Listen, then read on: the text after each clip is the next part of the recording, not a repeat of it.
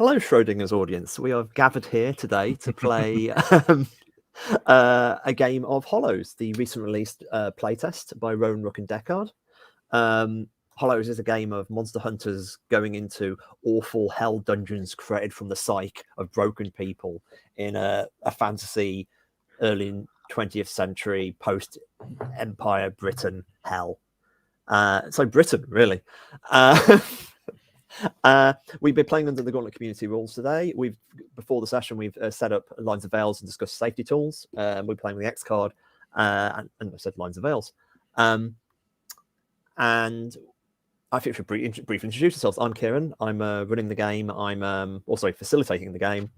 And I am not playing anything. Everyone introduce their characters, I think. Dan, do you want to go and then round? Sure. Hi, my name is Dan. My pronouns are he, him. I'm playing a playbook called The Scavenger, and my character's name is Caliban Monroe, known as the Crab. They are tank-like.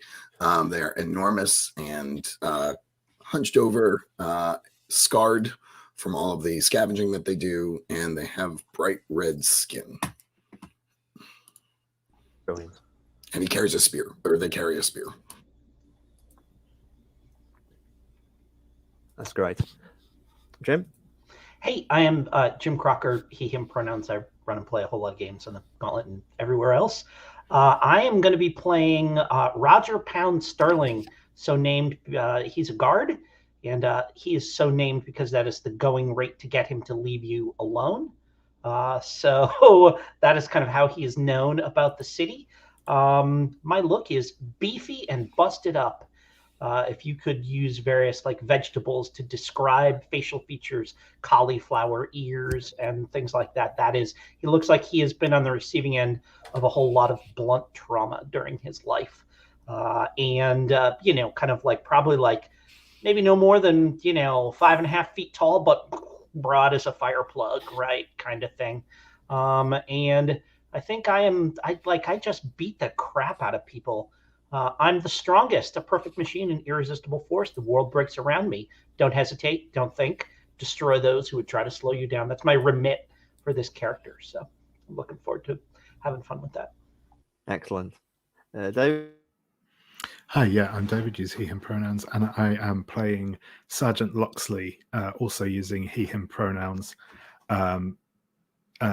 The sergeant is relatively tall, but more kind of wiry and rangy than our larger gentleman joining us today, or gentle people, or not so gentle people. He's wearing a military uniform. It looks like it's seen better days, somewhat threadbare. Has been patched and repaired in places. Bits of it have been obviously swapped out for non-uniform pieces. Though he does have a pair of very, very good boots. He carries a rifle. It's like a kind of classic, bolt action type rifle. It's probably got that kind of that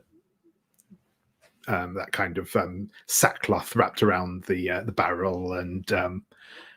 A bayonet ready to be put in to repel boarders. Excellent. And Sabine, tell us about Dr. Rhyme. Yeah, okay. Hi, I'm Sabine. I use any pronouns, and I'm going to play Dr. Rhyme, who uses they, them pronouns. Dr. Rhyme is tall, thin, looks a bit cadaverous, I think. Thin hair, thin fingers. You might mistake what he wears for a doctor's coat, but it's not really. It's just a pale gray. That's all. He has a very lovely revolver. So in silvery, I forgot the word for the different revolver parts, but it's silvery except for the pearl-handled handle, apparently. He might shoot silver bullets or not. They have never given him a very clear answer. To that question, but they are mostly not concerned with giving very clear answers. Excellent. in case, and we're going to join our heroes is probably not the right word. Our group of protagonists. We gather them. You're in a hollow. The image I want you to picture is this is the first time you've been into a hollow. You've crawled into a hole in reality, which only you can see, to try to save people around. You know, why you're doing it really is a good question. Someone has to. This hollow is, luckily for you, barely developed or very old. You can't tell. Maybe it's been around forever and is decaying now, or maybe it could grow into something else. But you've been making your way through. You're hunting something called the hollowed boar, which is an enormous, monstrous creature which basically emerges. The lord of this realm. He's an entity. They're the real things you have to worry about here. Entities, and lords are the biggest one. You kill the lord, and the hollow will collapse. You know this, and then you get paid. And you genuinely feel a bit better about the world. You're making your way through what is an eternal moor. Everything's very monochrome. It's drippy. It's dank. There's a cry in the distance, which sounds like a boar, a cross between a boar and a wolf.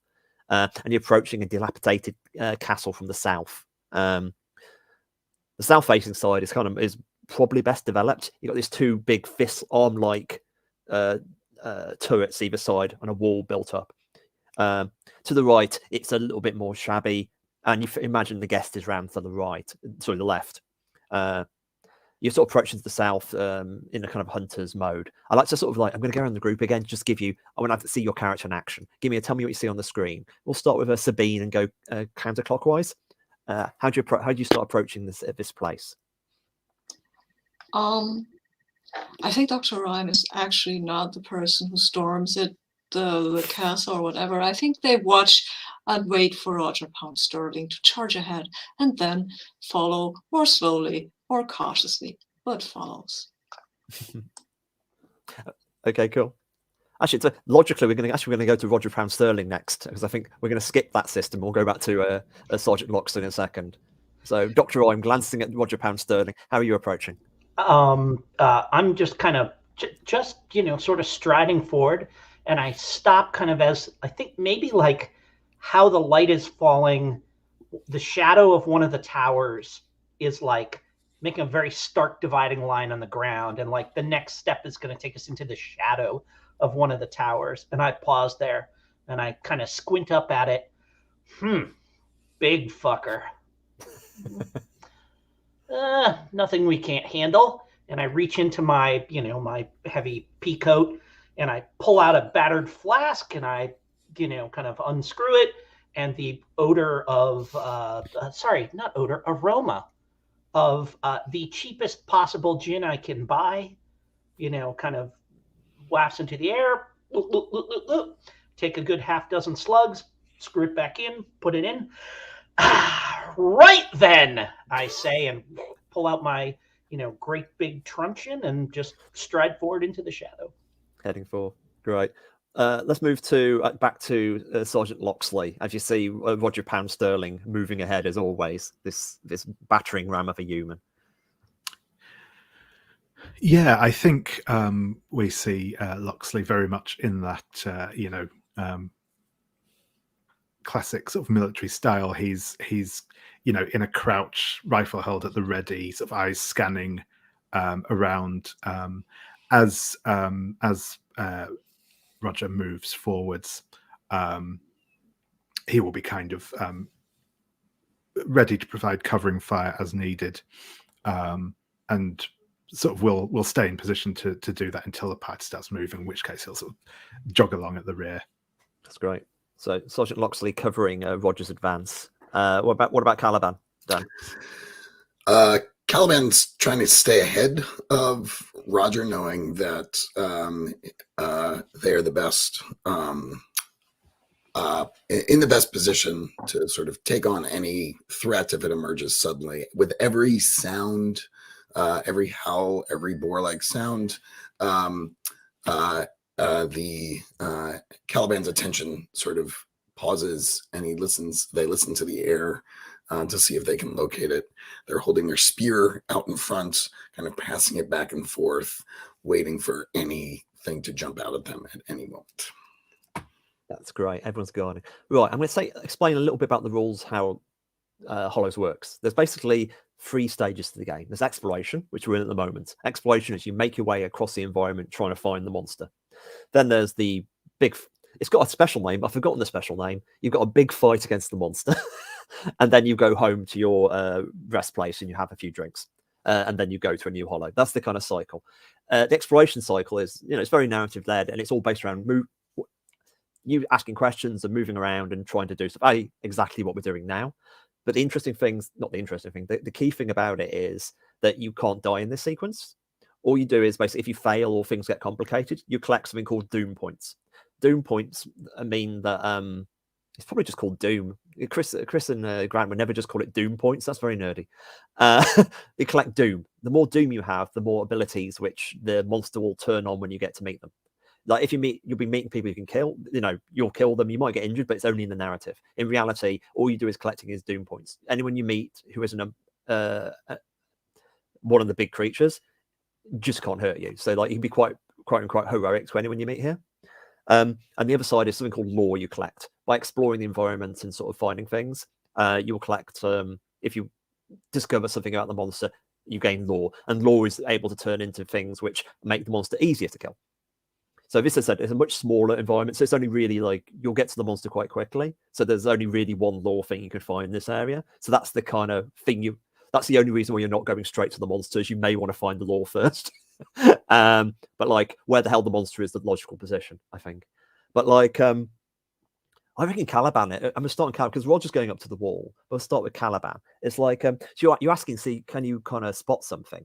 Basically see if you can actually see if there's anything guarding. Is that right? I think the Caliban uses other senses besides sight and is cocking their ears to kind of really try and pinpoint where the monster might be located, but also anything else of interest. I imagine they're also smelling the air, giving a glance back at Roger Pound Sterling, knowing that the smell of gin is interrupting Caliban's ability to smell things elsewhere. That's great.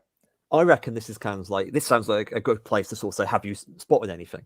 So like what the way all the mechanic works in exploration, it's very slightly different by 1 point on the thing in combat. We do have a dice room. I'll just cut and paste it. It is in the keeper, but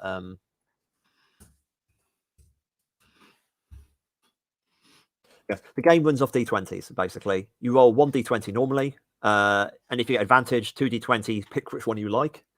Disadvantage, roll 2, and I pick which one you like, or which one I like rather. The reason why it's not highest or lowest due to the quirks of the system. Okay, what we do now is we decide what stat would be involved. I reckon it's probably sharp. Sharp is basically awareness. It could be wise, but your wise is very low. I reckon that sharp seems more like paying attention to me. Sharp and wise are both low for you. Sorry, man. Sorry, Caliban. I'm a 10. Yeah, it's just, Caliban's looking around thoughtfully, but lower stats is actually good.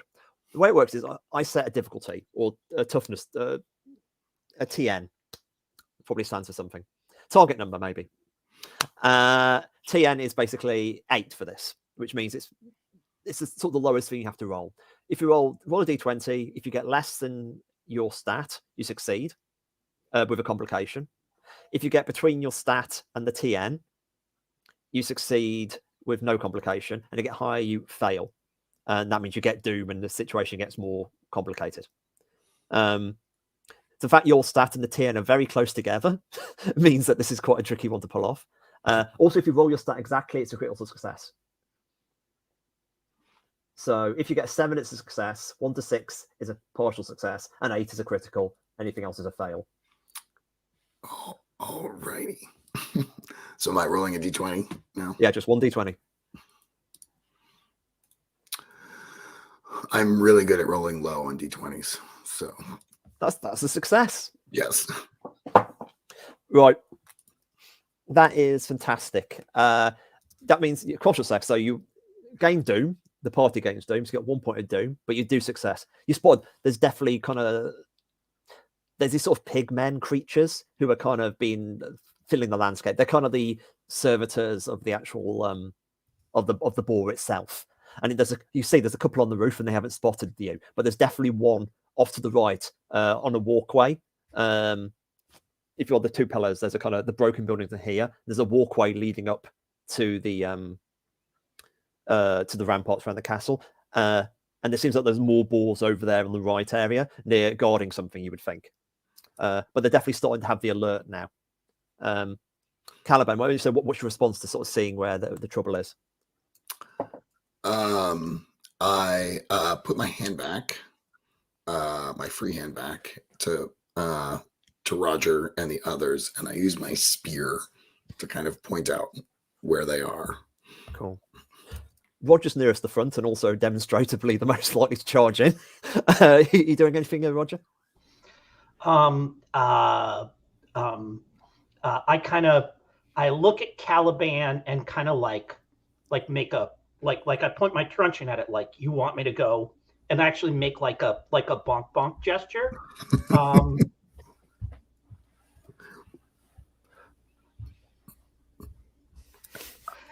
Caliban's not much of a talker. Yeah.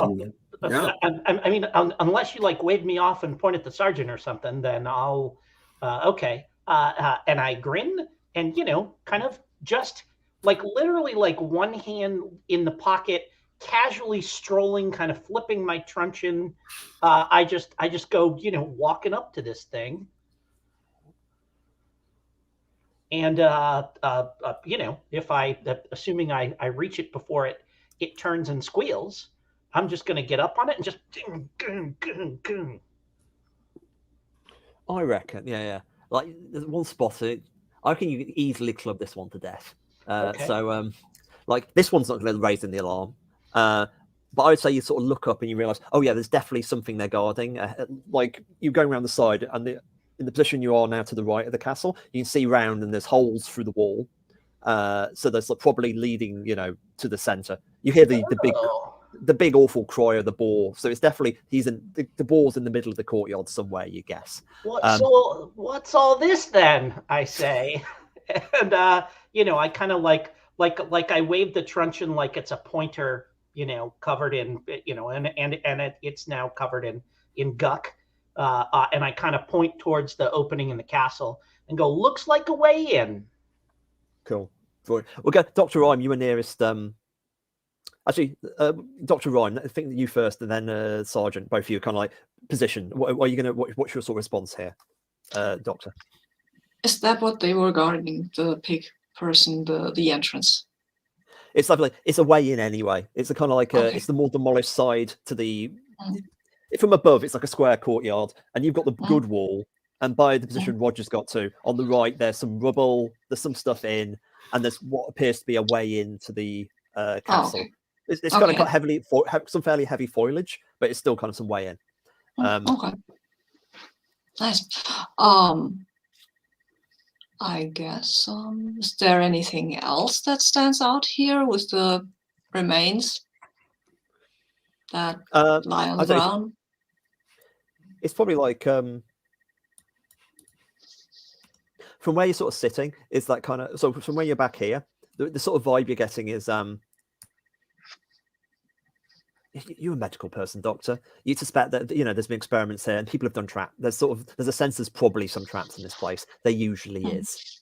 That's the vibe. Sergeant Loxley, do you want to pull? Are you going to follow? The position where is we've worked out there's probably traps in the building. Caliban sort of spotted some stuff. Roger's moved up towards the sort of the way into one side of the castle on the right, and there's a bunch of like pig men about to who haven't quite responded yet, but they might be doing something. You got room to do something if you'd like. What does the sergeant think?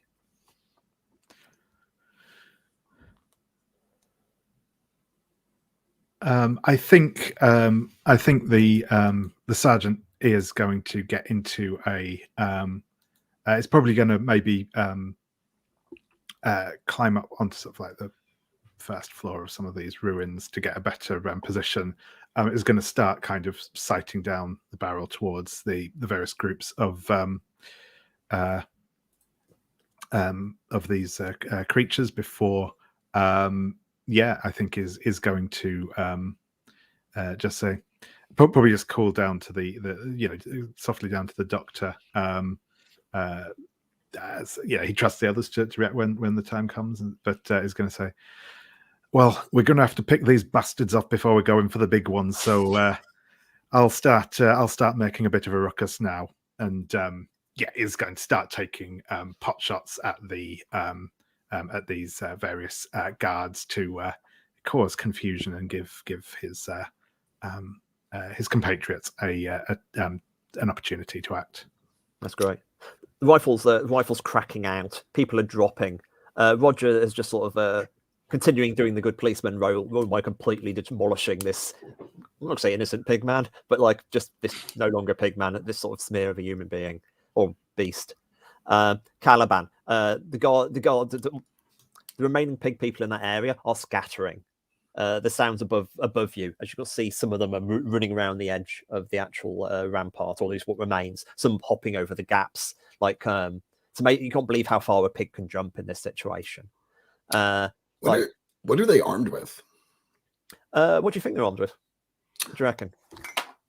Well, they're pigs, so I think they have big clubs with tusks affixed to them. That's nice. Yeah. And I feel like maybe Caliban is excited that Loxley is doing something and provides defense for him just because he's shooting at a distance. So if any of the pigs get close, Caliban is there to whack or I guess skewer a few with his spear. That's great. I reckon this actually what's happening is in this position. We'll go back to actually Roger. Like you're sort of seeing I think they're scattering now. The ones who are dying are just dead, obviously, and the other ones are kind of running in various directions further into the castle. They're definitely running away from you. They've left what they're guarding. As in, there's something up to the right. What you're interested in? I mean, if it's possible, kind of as they're scattering, I'm imagining. Like, are they on like stone ramparts, or is there like scaffolding set up behind the wall, or what's how are they? The bit you're at is basically this is all rubble and semi-collapsed. Maybe it used to be like a chapel or something attached. So like this is all kind of bits of remaining walls, and then you've got the main square wall. So yes, there's sort of planks above, and there's gaps which people can jump over above you. But the ones down here are kind of much more like they were on ground level. These guys, so they are completely chargeable if you wanted to. I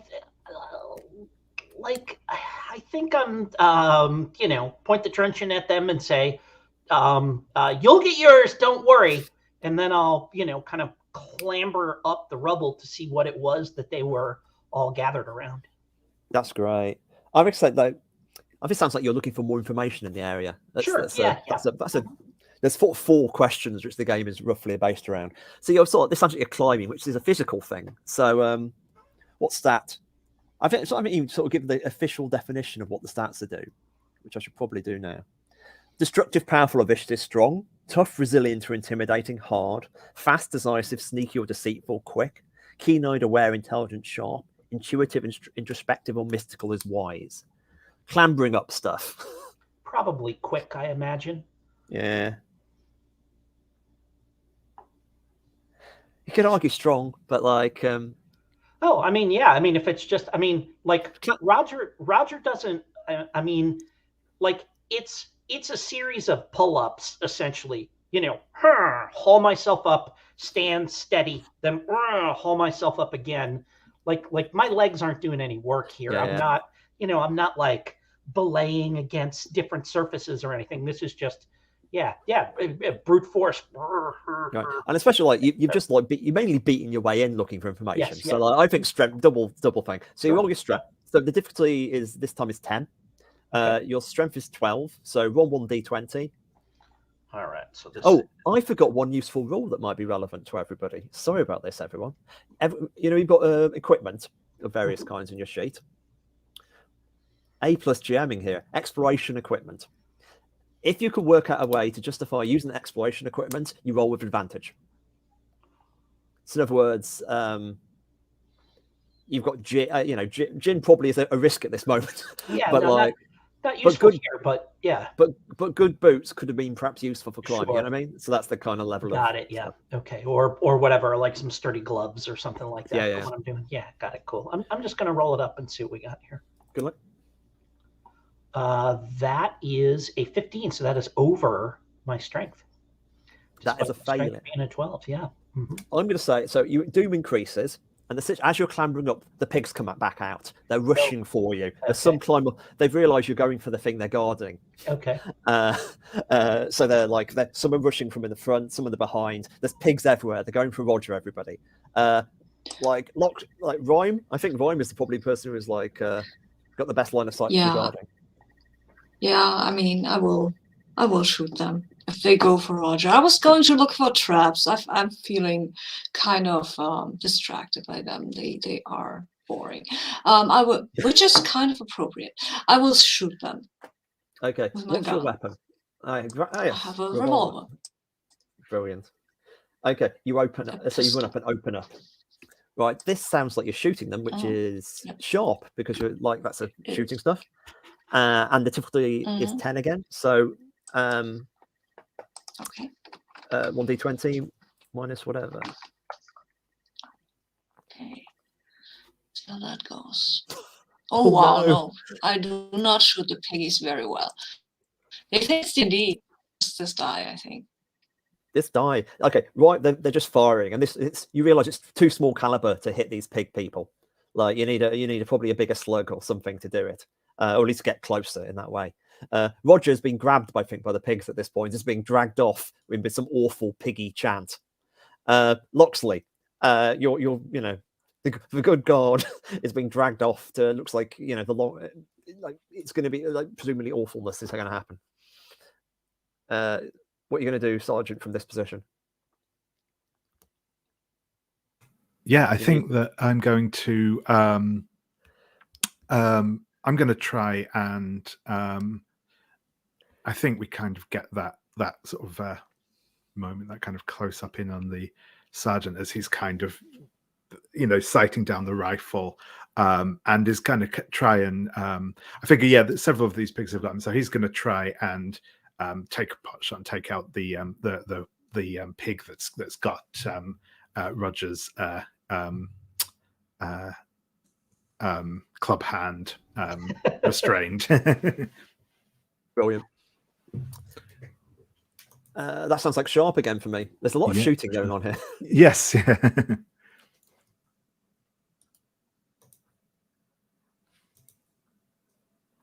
That's an 8.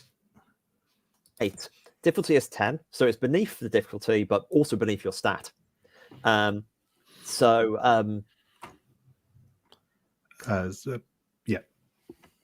Which means basically it's a partial success. So Doom increases, but the solution is solved. I reckon is like you exactly the thing you said that happens. That Roger it gets his hand free, and now Roger with a hand free, he's more than utterly pummeling these creatures, and they're driven off again. I'd say that the increased Doom is the amount of noise and time you're taking, and Roger's a bit tired. The fact that Roger's, this is a lot of work for somebody. But everything's gone quiet again. They're limping off. Roger's at the bottom of the kind of the climb, whatever they're guarding.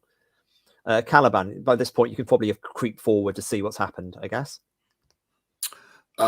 Sure. I was gonna leap onto the swirling mass of big people, but I guess they have.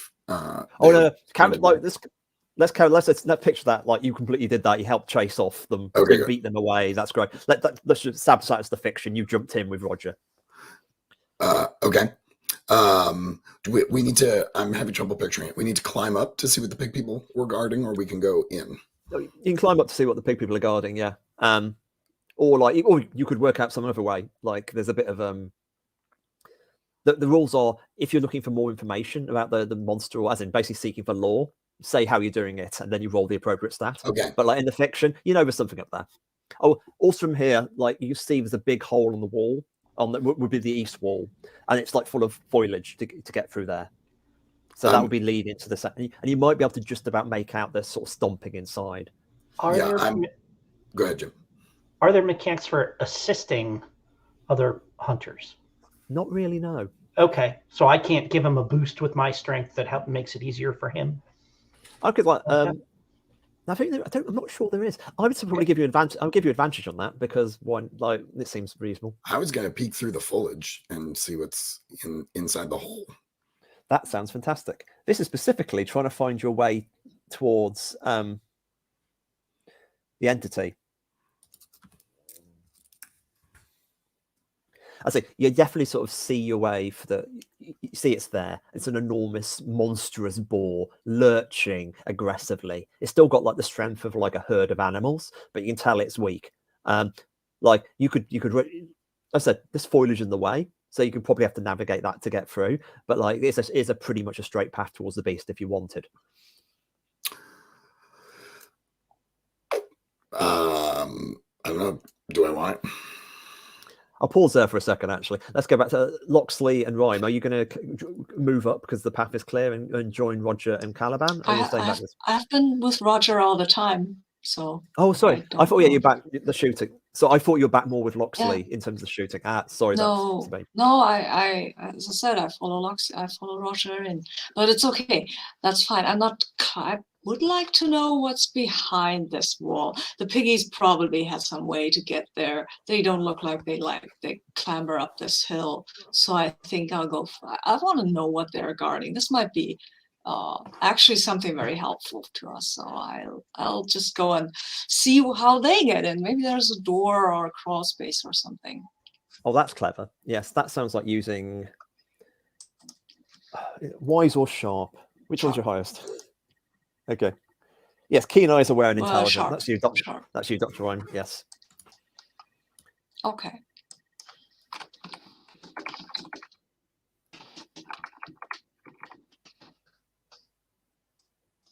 So that goes. No. The rolling here is amazing. No, these dice think I'm playing D&D.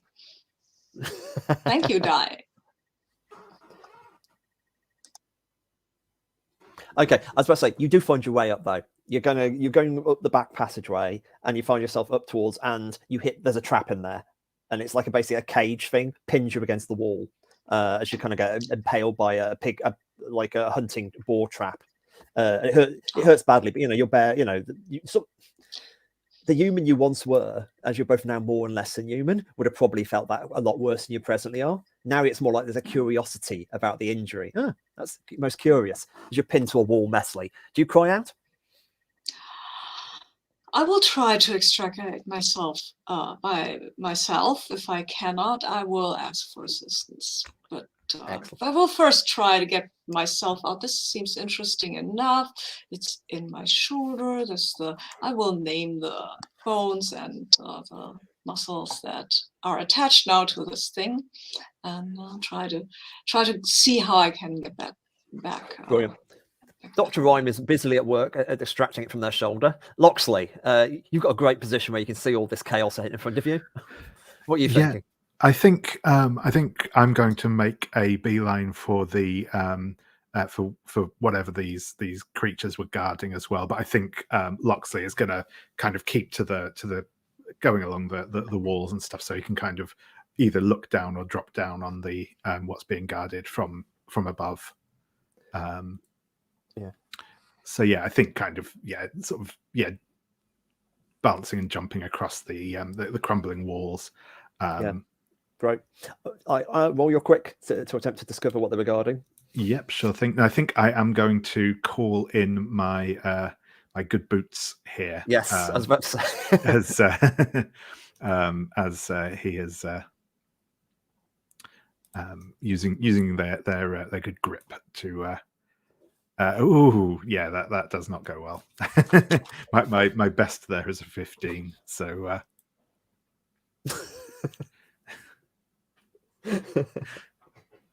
Actually, the dowsing kit. You're right. The dowsing kit, Sabine, that would have probably worked somehow. Okay, there's an enormous crunch. As yet more of the masonry falls apart. You realise that the pig people must know this place back to front. That getting up there just ain't safe. You're now on 6 doom, which is an impressive level of doom. There's one thing I'll actually say. There's a maximum level of doom you can have in like before starting a combat. Oh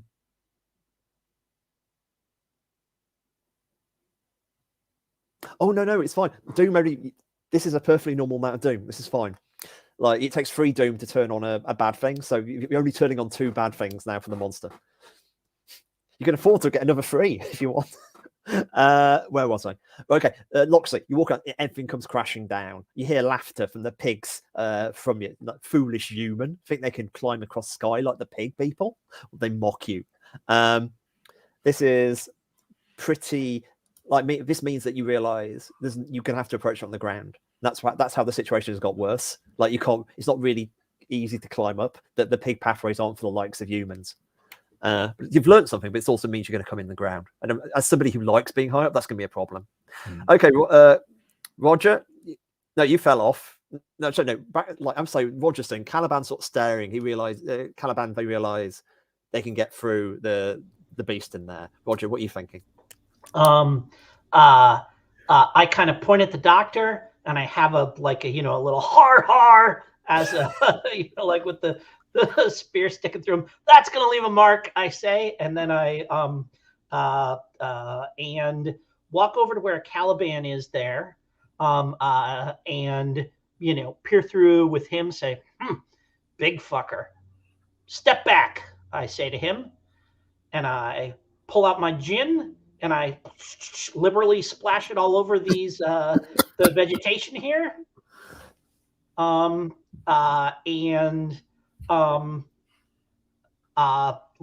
I don't know. I mean, do we have something to make fire? Oh, maybe Caliban's spear can I hold up the metal end of my truncheon so that we can make a spark. He can make a spark off of the end of my truncheon, and we just light this thing up. I think I would also. That's a good way of doing it, but I'll give a ruling. I think people will have unsafety matches in this universe. I've got the image of it's the Pratchettian guardsman with the roll-up cigarettes. You probably will have that at all times. Yeah, if you're not going to make me kind of like have to have a stash or something for that, then I cover it in gin. It goes back. I reach in the other side and do the flick it with my thumb thing, right? And and I grin. Kind of pause for a moment, grin at Caliban and just flick. Woof, and brilliant. Up it goes. This is roll strength with advantage because strength is anything destructive. Sure. So this should come on, dice. That 9 is going to be under my 12. It's under your 12, and but it's beneath the difficulty of 10. So in other words, it's a mixed success. Okay. But basically, it goes up brutally. And you see it, and it mostly goes, and then the boar comes in and sweeps it away with the tusks. You've now got an enormous boar in the middle of this the courtyard staring at you, and it's just this layers of flesh and bone. And it's it butts its head against the wall. It can't quite reach you yet.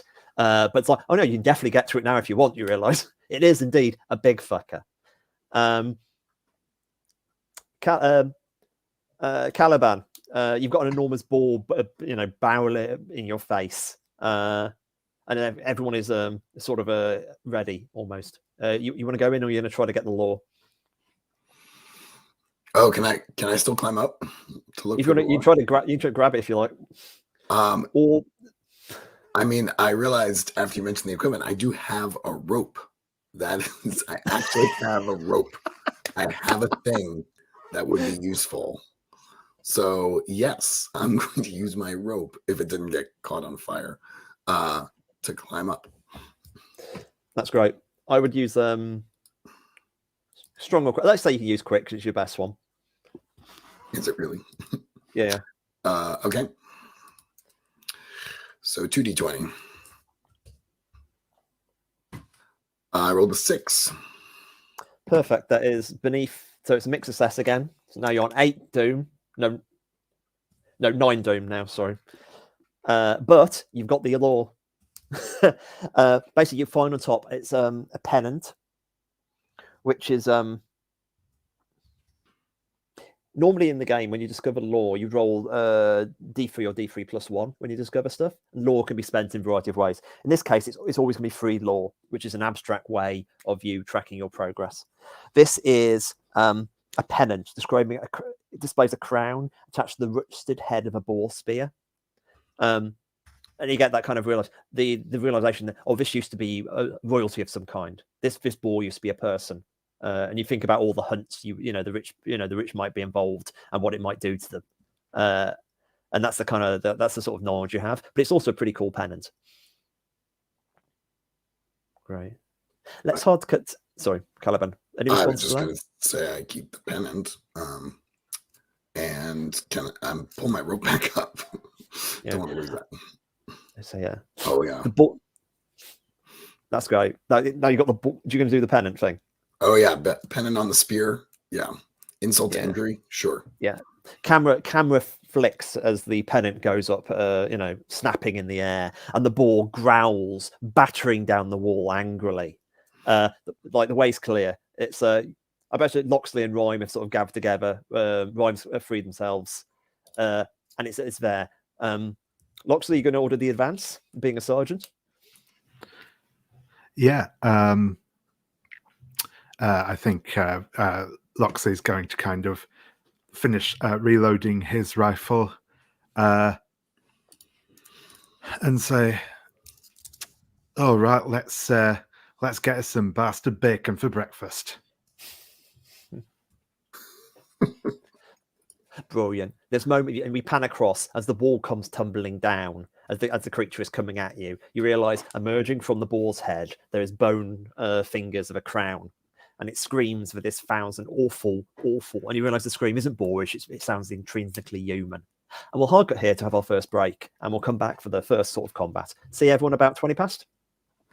Anyway, welcome back to Hollows after our brief break, and our protagonists have just the castle walls have come down and we're faced with several tons of murderous meat boar. And you realize, you look at this thing, you realize, oh right, this thing is dying. This thing is weak.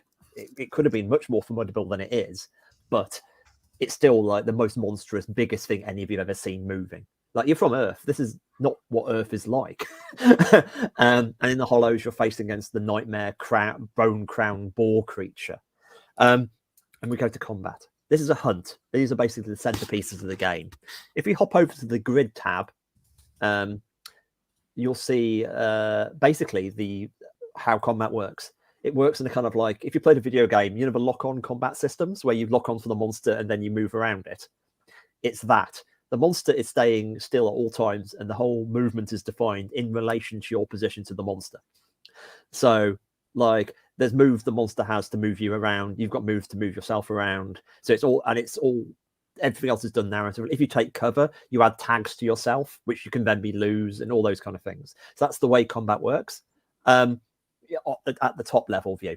On the much more like low level view, let's do it. Okay, before combat, first we get to edges and banes. Edges are things you get to spend according to your lore. So does anyone get any? Have we got lore to spend? And the answer is yes. You've got 3 points of lore. In this game, you have one option. In the normal missions, you get more, which is weak point. You get to reduce the boar's close defense by 2. So it's the close defense goes from 11 to 9, which is, that's its target number. So it's much easier to hit it when you get close up. Is the thing there? Unfortunately, you have got 9 doom. So you actually take all the 3 banes, which are waiting, which is I place 2 threat tokens on the actual thing. I'm going to put both of the threat tokens in front. I'll explain threat tokens later.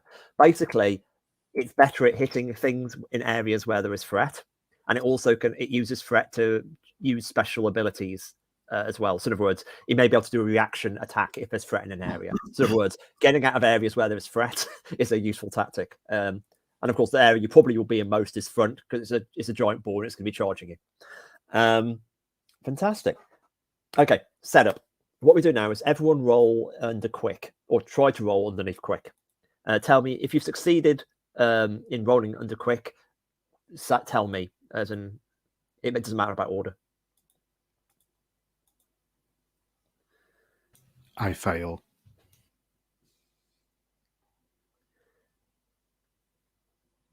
I do succeed.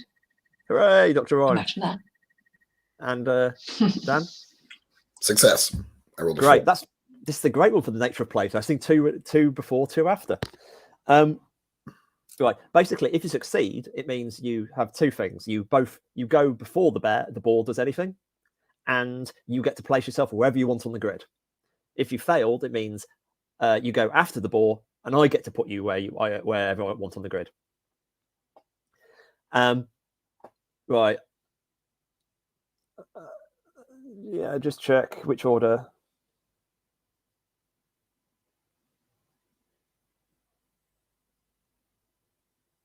Oh, I didn't do the other banes. Sorry about that.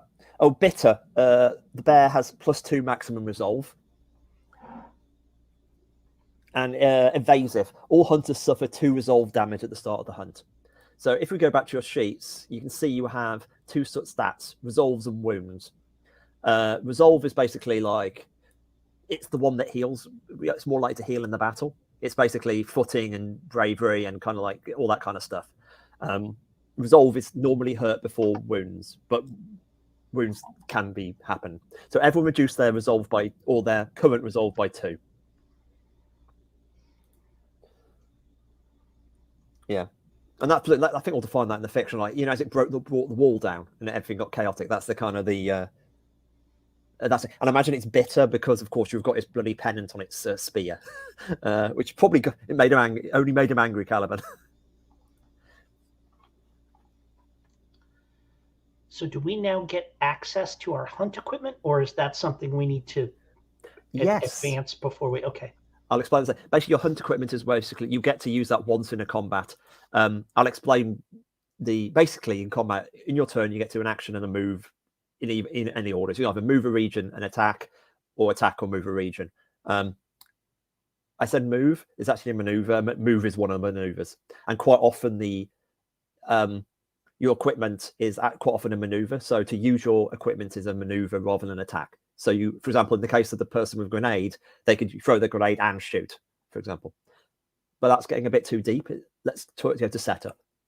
The people who rolled better, which is Caliban and Dr. Rhyme, you get to place yourself on the grid. In terms of like,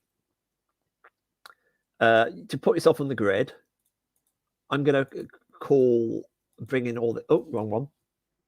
The way this works is basically you select your character from the pull down menu to put yourself in a region. Yeah.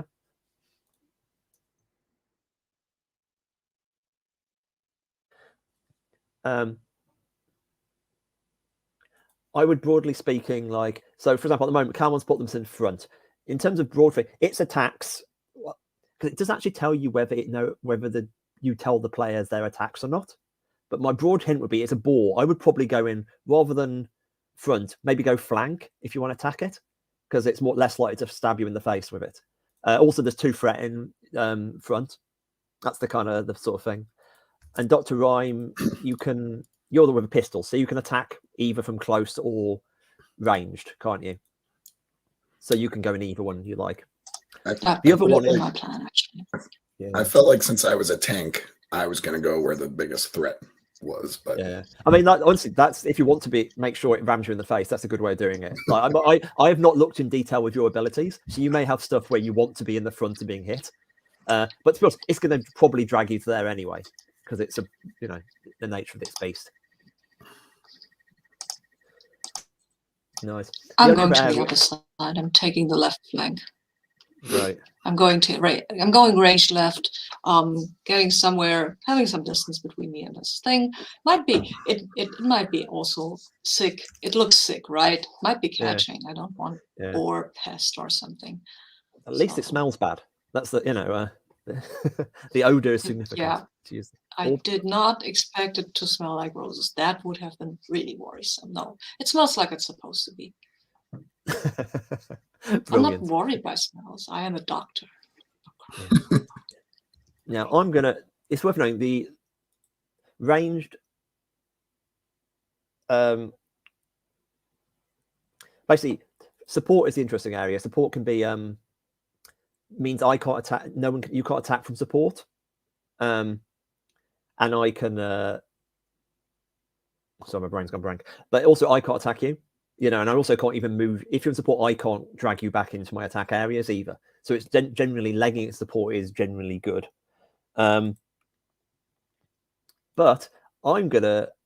It's one of the things about the GM, and I stress it expressly says I'm going to try to play well, quote unquote. So I'm going to try to make smart choices. So I'm going to put Sergeant Loxley, who's the person with the gun, in my front, and I'm going to put Roger Pound Sterling all the way back in support. Just checking I can actually do that. I'm kind of imagining maybe as Sergeant Loxley was setting up towards the back, the boar charges straight through the front line, and exactly, that's how I picture it. And you've got a battle position, and the battle position just, you know, Roger charged in, and it's like he, you know, Sterling's there with where the action should be, and instead the action's moved all the way over there because it's a boar, and that's why both views are flanking him. That's the sort of image I've got. Great. Now we're in the way this works.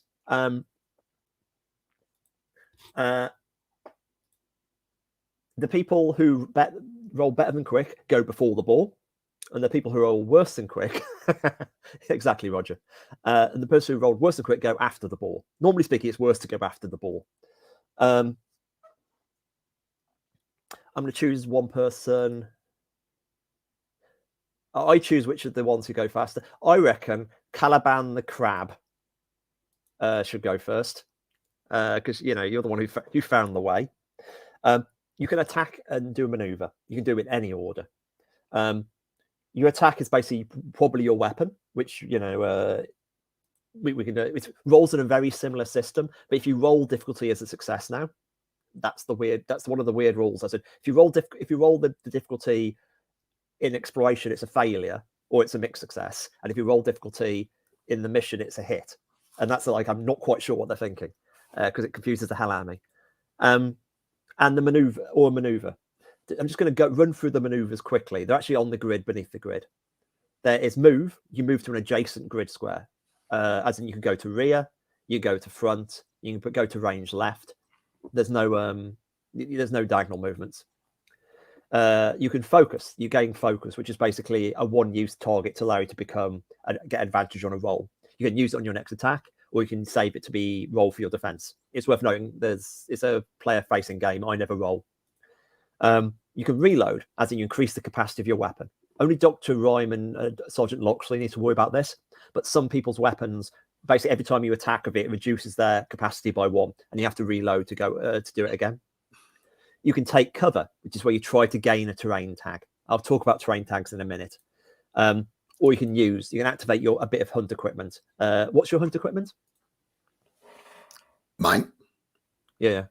Lure. Oh, right.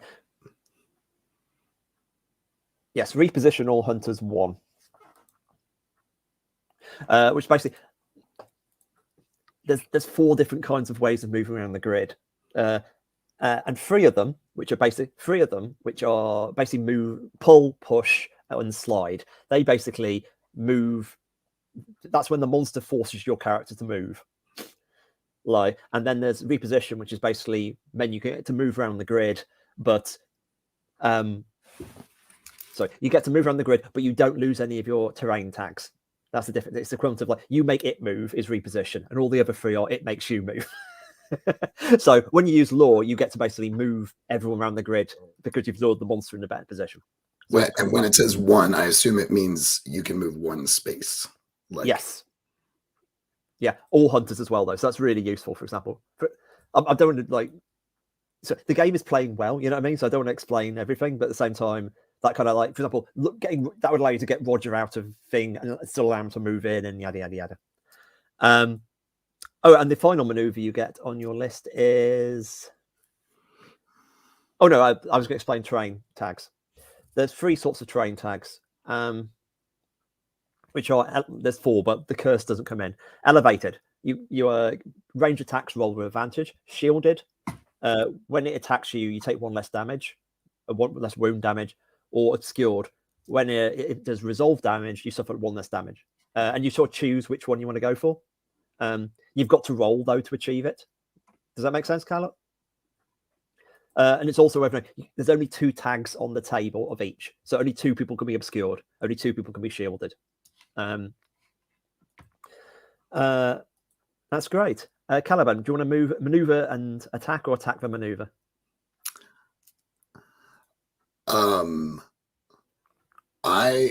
If it's okay with the table, I'm going to use my lure to reposition. I assume I'm the one who's doing the repositioning, but I can get input from my colleagues on that. Yeah, it's definitely, as far as I can tell, there's no table talk rule. I think it's like, I would play this like as a co-op ball game, as in don't take the piss too much, but just say this is what I'm going to do. So there's actually I had one question. I've got this is okay. No, forget it. My spear has an ability, but it tells me what the trigger is, which is when I guard, I can do something. Okay, which I'm not going to do. All right, so I'm going to use my hunt equipment, my lure, to give everyone a chance. And I think my lure is actually a thing attached to the end of my spear that when I spin it over my head, it makes a whistling sound. And so it sort of attracts, it's kind of irritating whistling sound. It attracts the monster's attention to give everyone a chance to scooch. And I suspect just Loxley and Sterling are going to want to scooch. Loxley, I was going to suggest you move to front ranged. Maybe both of you all move into that front ranged section. That's great. Sound okay? Yeah. Especially, I mentioned the boar, like this noise, and also the fact his pennant's still on the edge of it as well. That's still really distracting, Like, so the boar's going, fucker. Okay. In boar language. Roger, Loxley, you want to describe how you sort of move into position as the boar's going frenzied? Yeah, so I think for Loxley, it's just a case of as soon as he's kind of doing that sort of thing, like, when you're like trying to calm down an animal. He's obviously not trying to calm down the animal, but he's just trying to stay very, very still as he's got this sort of boar's maw facing him. And I think as soon as it turns away and breaks that contact, he just scurries back a little and then turns and legs it. Obviously sort of starting to head towards some cover, but hasn't quite got there yet. Great. And Roger? Roger never runs anywhere. So just like he kind of like Caliban is swinging that thing, and he kind of sticks a thumb in an ear, like, oh, that's annoying, and then just kind of swinging his truncheon, just striding towards the boar. Maybe like a fast walk is about as quick as he goes about anything, I think. That's great. I've got the image of like a Mancunian kind of hard man walk. That's the kind of in my head. That's perfect. There's like a Guy Ritchie trailer thing going on here. That's yeah. Sabine, do you want Ryan to move at all? No, I do not. I think I'm good where I am for now. I don't think I need to go anywhere, because the only place I can move to is the left flank, and I'm fine at ranged. I'm fine at ranged. Caliban, are you sure you don't want to move to rear? Because rear is also close, and obviously, yeah. Sure. I can see why, because you'll definitely attract his attention there. But like, I just want to highlight the option. I also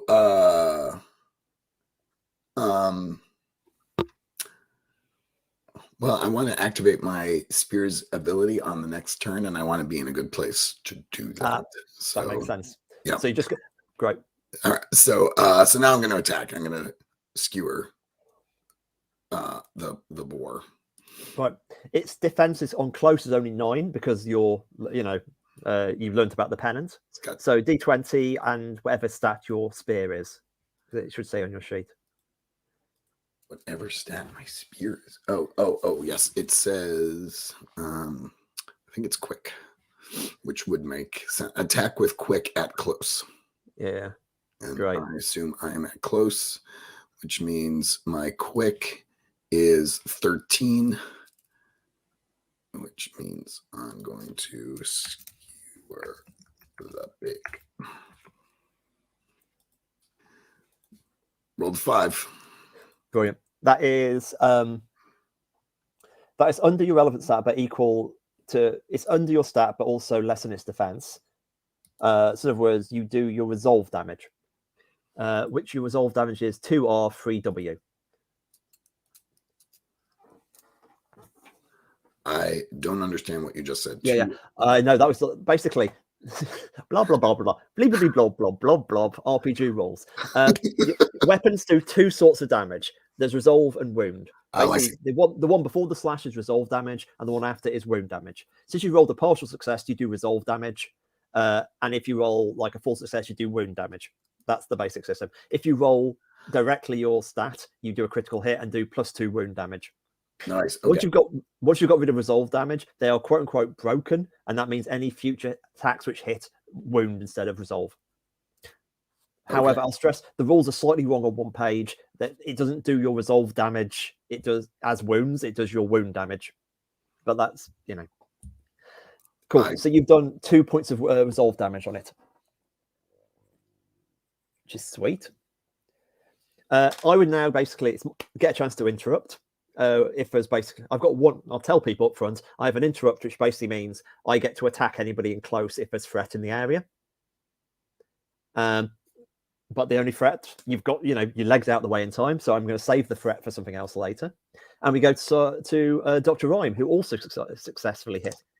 Yeah. Explain to me what focus does, please. Focus, is that? Uh-huh. Focus it says gains focus to a maximum of 1, and what does that mean? Focus basically means you can choose. Your next reroll can be with advantage, basically.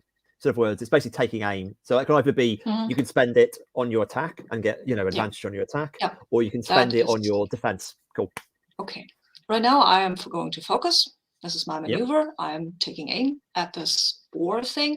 And I imagine as Rhyme goes through it in his mind, he thinks, okay, this was a human once. This is a part that looks kind of like that would be a human humerus, and I need to hit this, and then I need to hit that. And I will spend the focus then immediately on my attack with my gun. Surgical, Dr. Rhyme. Surgical. Yeah. I mean, I couldn't even hit the little piglets. I need to focus here because I don't think I will hurt it otherwise. Yeah. So I'm rolling with advantage. Give Yes. me another d20. Thank you. Let's see. That works. Oh. No, it does not. It's barely. I mean, I have well, it's 1 point over, but I don't make it. No. That is so annoying. Okay, like you're going to describe like the bullets just hitting. What you have done means that I now put threat in your area. Oh, okay. So if you want to describe how you attract the attention of the what they're called. If you, I mean, you attract the boar's attention. I think it's moving. That's the mistake I made. This thing is moving faster than I imagined. And as it moves, I hit it, of course, but I don't hit it anywhere where it can get hurt. The only thing that I do is irritate it. And my first bullet goes into his shoulder, doesn't do much of a thing. The second one goes through its ear, and there's a little squeal there. There's not even blood or anything, but it's kind of smells worse now. And I think it kind of thought, well, it liked its ear, maybe, I don't know. Brilliant. I imagine it howling out, doctors. He speaks in a sort of voice. Doctors, I hate doctors. They said they could cure me. And it's definitely like looking at you with those beady pig eyes murderously. Now it's its turn. Can I answer? Can I answer? Please. Because I will look at it. And I'd lift my gun and I say, come here. I've got your medicine right here. Come closer. Brilliant. Okay, I can do the same as you now. I basically have a maneuver and attack, but I have different maneuvers. I'm not going to go for them all because that's a bit boring. Let's make this like a beat 'em up. So you discover the moves as they happen.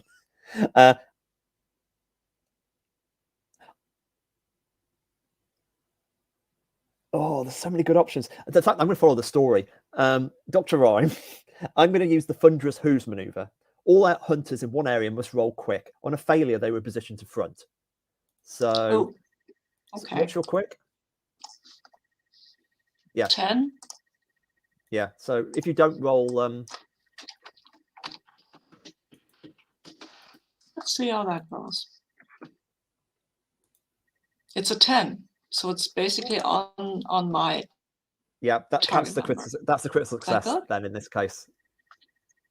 Yeah. Oh. So you have you've dodged it, Well, so it's chasing you, but you managed to sort of leg it away, I think. I think I don't even leg it away. I just step to the side, like like a toreador. Brilliant. Which sets up for the other attack, which is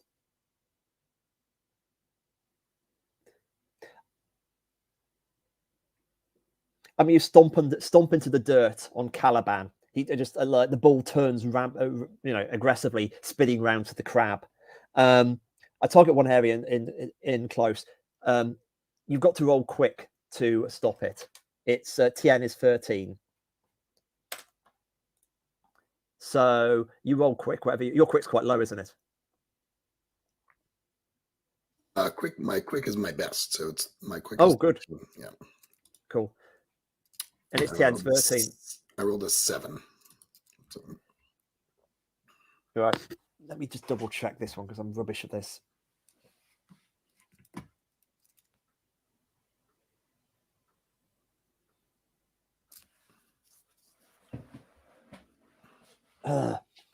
So I've had a brain just broken how this actual rules work because it's the opposite.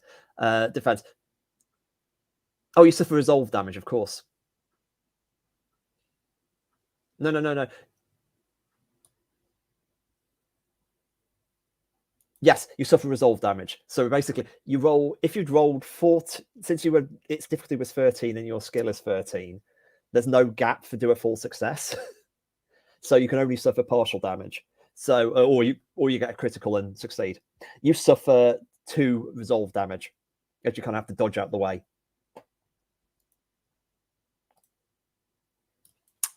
Okay, my resolve is flagging. How low is your resolve? It's at 2. That's fine. You're fine. Resolve. Basically, if you need to resolve, you can leg it to the back and you can heal a bit there. Probably. Right, its turn is over. And now at the end of its turn, I basically get to put some extra threat on the board. If I ever have more than 6 threat on the board, tell me. Rather, if at the end of my turn I have more than 6 threat on the board, tell me.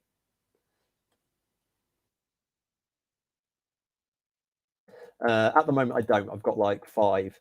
But basically, I'm allowed to have a maximum of 6 total threat. So that's the kind of the area.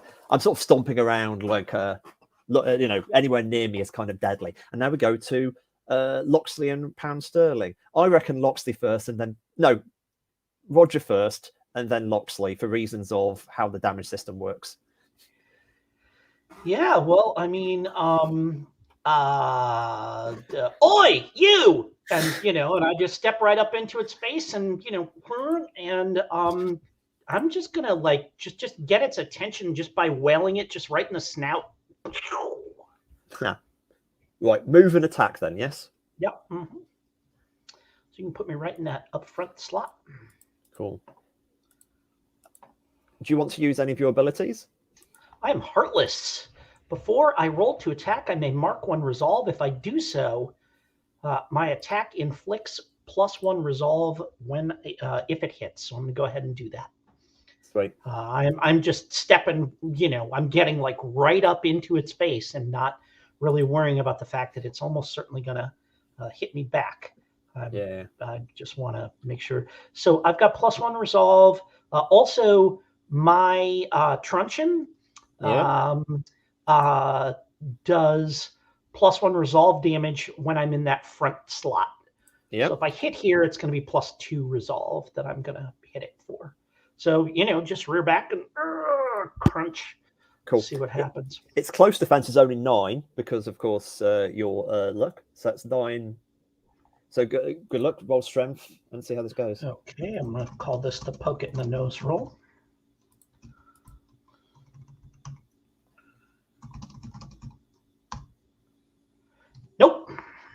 What'd you roll? 18.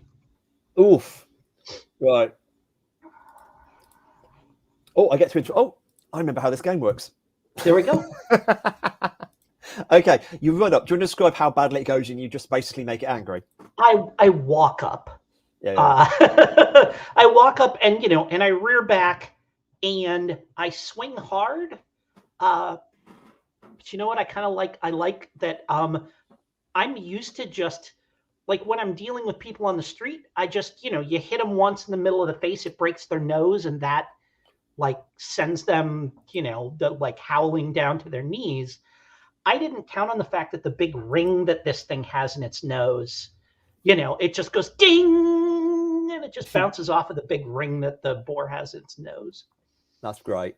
Okay, basically now it's going to use its interrupt on you. So I spend one threat, taking it down to 2, and that means it gets instant attack. It's going to try to like gore you with those enormous tusks. Its difficulty is 10, and it roll against hard. So I'm rolling hard, okay, which for me is an 11. So the possibility of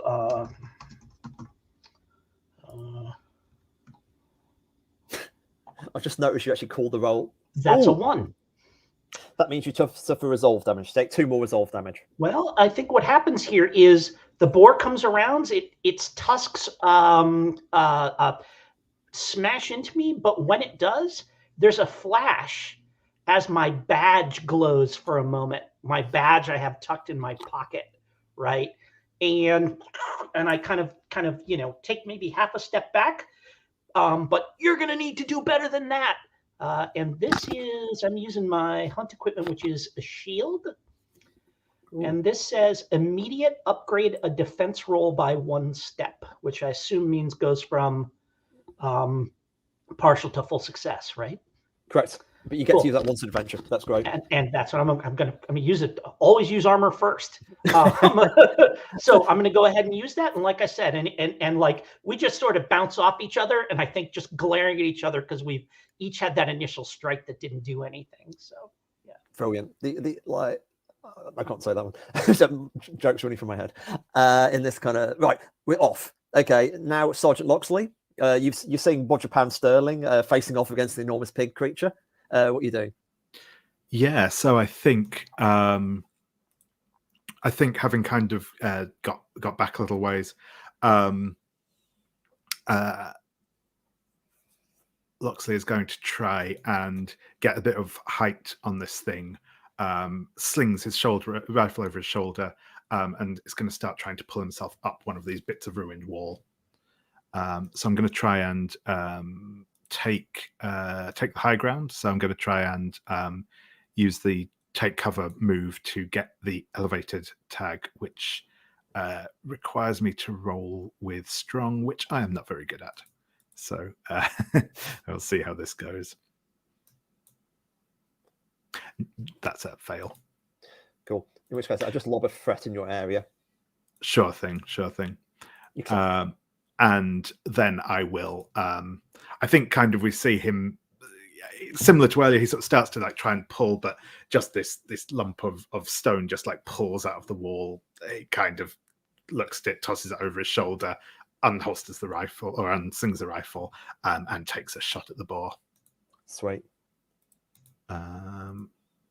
So that is an 8 on the boar. Yes, range defense of 12. So it's only going to be a partial success. What's your resolve damage?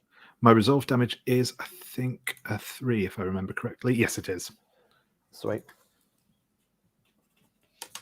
It's like more bullets, holes disappearing into its hide. Illustrate, it's the end of the first round of combat, which is a sentence that doesn't get said often in Gauntlet, I imagine. Okay, and then now we go to the second round, and we don't re-roll initiative. It's the same sort of structure as in Doctor and Caliban before, then the pig, then everything else. Has anyone got any specific questions before we go into the second round of combat? Did we do any other resolve damage to it earlier? Did anybody hit it, or was it just Loxley that hit it? Caliban did, I think. Yeah, it's down to 3, so you've done 5 points of resolve damage so far. Okay. I was just going to keep track of the damage we were doing it to. As I said, do you want me to like? I'll put it on the grid actually, just so you can. Okay. I'll put resolve.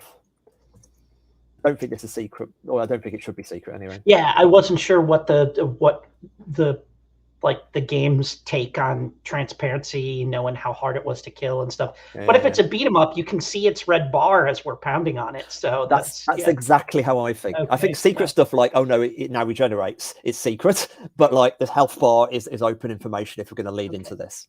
Cool. So it's the I put these scores to the left or the right. Brain no good. Wait, okay, who wants to go first? I could Caliban did it last time, Dr. Rhyme this time maybe? Unless you get my choice. No, I'm fine with going first. I think I'm good where I am, ranged left. Yeah. And yeah, focusing again. Because that was good. That was a good call last time, even if it didn't pan out. And also there's a lot of chaos and I don't want to hit my one of my friends. Yeah. So compatriots. Patience is the word I'm looking for. Yes. Sweet.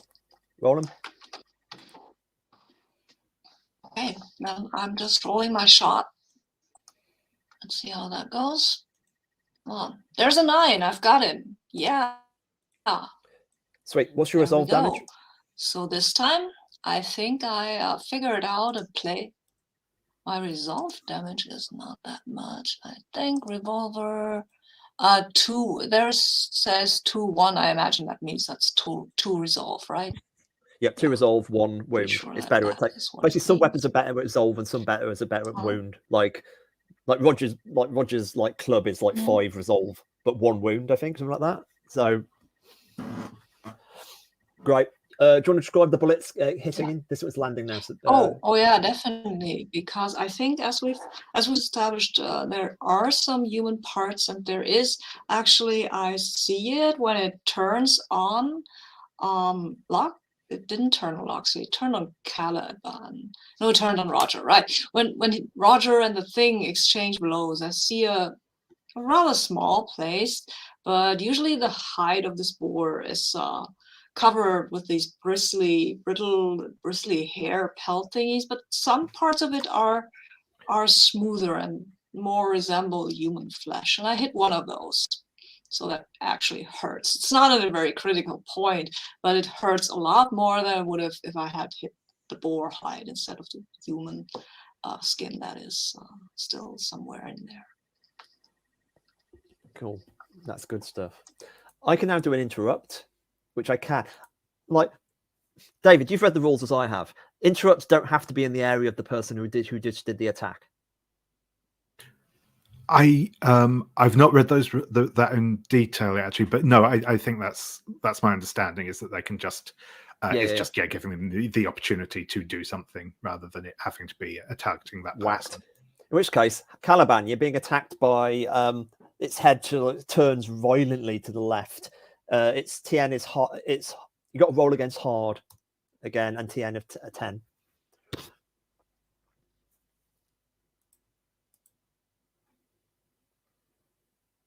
All right, my hard is 12. Cool. I'm avoiding the tusk. Is that what I'm doing?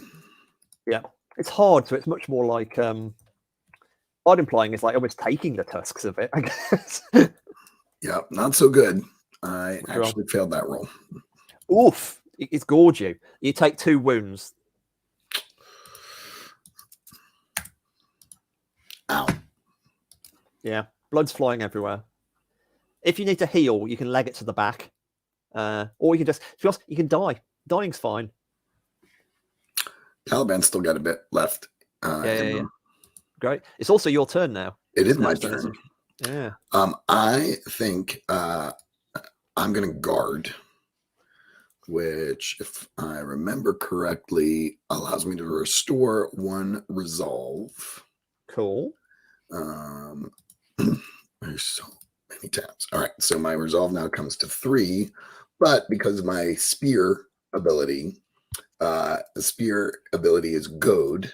The stupid creature is 2 steps behind you When you guard, you may place a threat token on your area or an adjacent area, or push or pull a threat token. And my inclination is to push a threat from front to left flank. That's clever. Can I offer a suggestion? Yes, please. I'm fine getting creamed. If you move it off of Dr. Rhyme, then Dr. Rhyme can't get attacked because there'll be no threat. Otherwise, moving 2 to 1. I see. Will reduce it, but if you pull it off of Dr. Rhymes, then that clears that area of threat. Fine by me. I like it. So I'm gonna pull or push from ranged left to left flank. Cool. All right. I don't think that. I was actually. I'm not sure the beast has any. No, he just kind of a semi. I was like, the beast can't attack actually at ranged, so it can't do any harm on that threat. I'm glancing. Yeah, it can't. So like, it's okay to leave its threat there. There's also there is currently a threat rating total of 7-9 on the grid. Is that something you need to know? Because it said something about 6. Yeah, at the end of the turn is the it's basically at the end of the beast's turn, it goes down to 6, basically. In other words, it can go higher than 6, and then I get to use it, and then it has to go down to 6. That's the thing. So after the beast, actually has its go. So I think I liked your idea, Jim. But if the beast is not able to attack ranged, then maybe what I'll do is push a threat from Roger to Loxley. That's cool. I like it. All right. And then I'm going to let out a blood-curdling bellow and try and skewer this thing again. I roll with quick. Cool. Its defense is 9.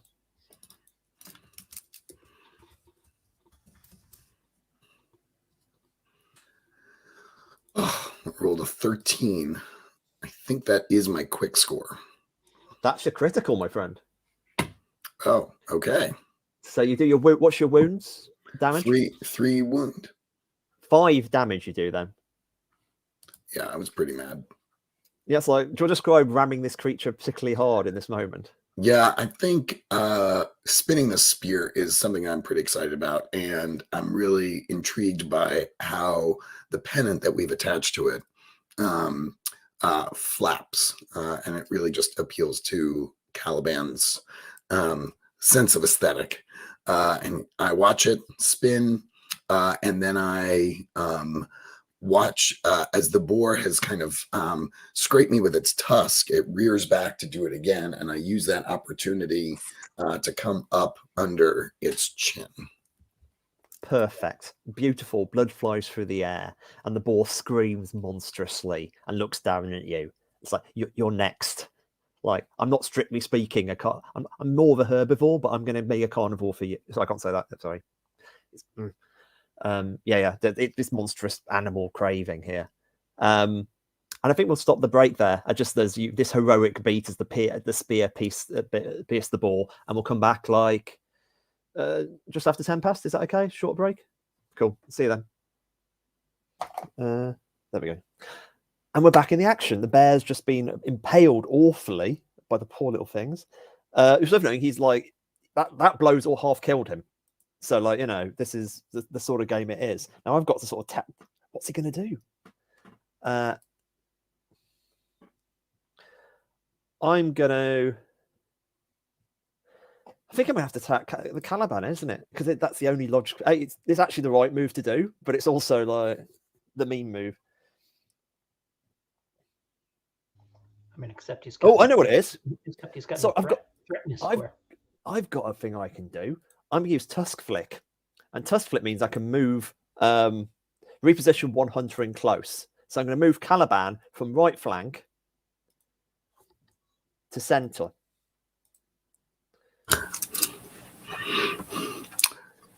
So it's like, imagine the ball just hitting the side desperately and sending you flying over to where Roger is.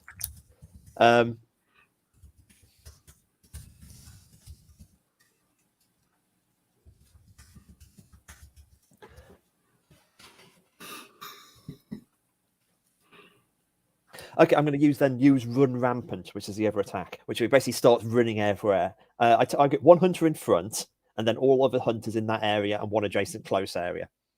So, to us, I could have hit you both in the same area anyway, but like, I'm going to aim the main attack at Caliban, which is toughness difficulty 12, and that means Roger also gets hit, difficulty 11. So roll your defense. Oh, it's both against strong. And if it's one area adjacent to that, wouldn't that also target Loxley in the range?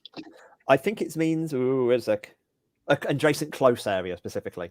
So it's got to be around him.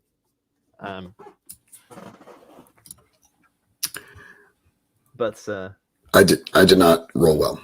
I rolled a 16, and if I was going against strong. Yeah. So my strong's a 10. Cool. And Roger? I've got a 10 under 12. Or 10 under 12. Okay, I'll do it first. Okay.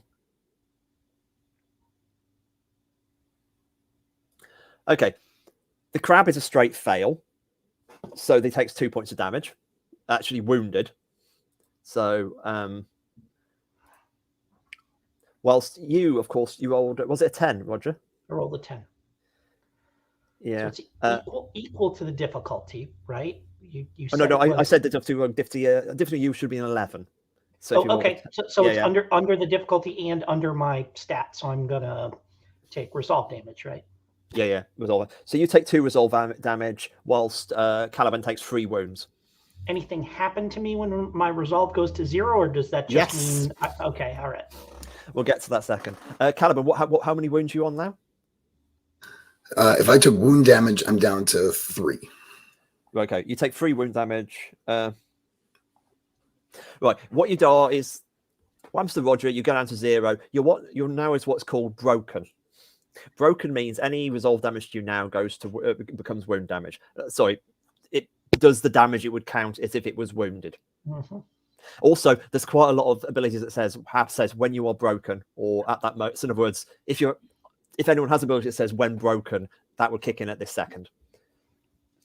Right. Do you want to describe how you've been torn apart by this boar rampaging everywhere? And I do actually love the image of you two being tossed around by the boar, and the other two just sitting back and watching.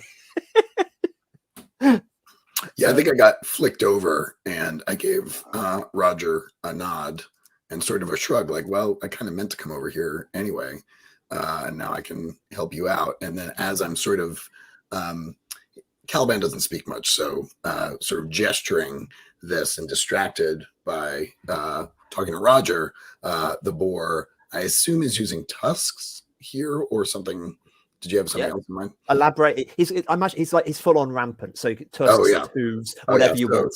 Swinging his head, like he swung his head one way to toss me, and is swinging his head the other way, and that's in my moment. I'm sort of acknowledging Roger, and when it comes back, it just slams me in the side and knocks me down. Since it was wound damage, a tusk caught me, and so now I'm sort of gashed on the side. Cool. And Roger? And I kind of like the idea that Caliban turns to look at me, and I just kind of point over his shoulder, because here comes the tusk to hit him from behind, and it smashes into him, and he just plows into me, and that's a boom, and we just kind of both go down together in a heap, and I sort of shove him off of me, like doing kind of almost like a cartoon-like kind of thing, because I had the wind knocked out of me. That's great. Fantastic. End of my turn now. I get to put 2 more threat on the board. I'm going to put them all in front because I'm lazy. That means 3, 4, 5, 6, 7. I'm going to get rid of the threat over here to on the letter to bring it down to 6. It's worth noting there's one other thing I could have done with threat and I forgot, and I'm going to mention. I could have spent it before the attack and increased the damage on the attack. So no, I would spend if I spent like the 2 points of threat on there, it would have done an extra 2 points of damage. I think I'll double check that one before I next try to gore you. But yes, that's basically the other thing you do with threat. I'm going to go over to Roger's. Probably you've got up and you got a chance to hit him before Sergeant. That makes sense. What are you going to do, Roger? Yeah, so let me ask a mechanical question here. My Heartless ability says before I roll to attack, I can mark 1 resolve. If I'm out of resolve, can I default to marking wounds, or does resolve 0 mean I can't use that ability anymore? I'm going to count it as going off wounds because it seems less boring that way. It also, absolutely, oh yeah. If you're going to kill yourself, who am I to stop you?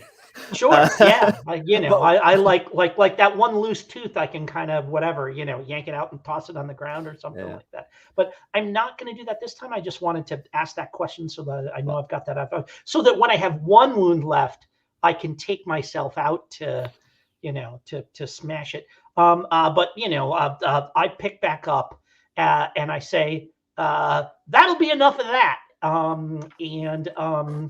I take a moment to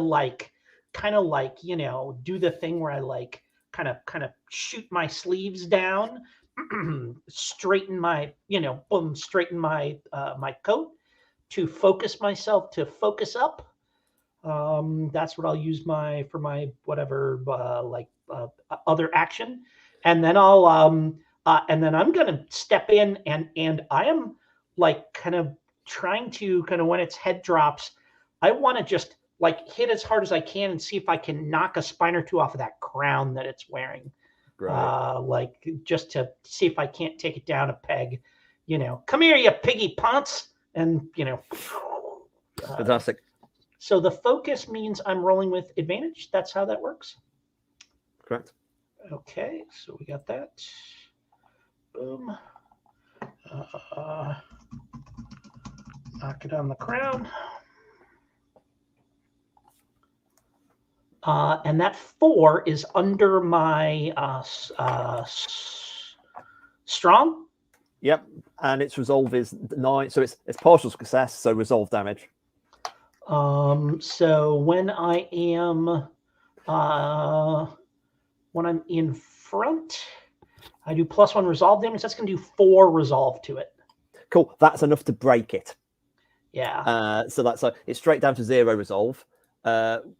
When it's broke, the damage doesn't cross across, so the next blow is going to start hurting.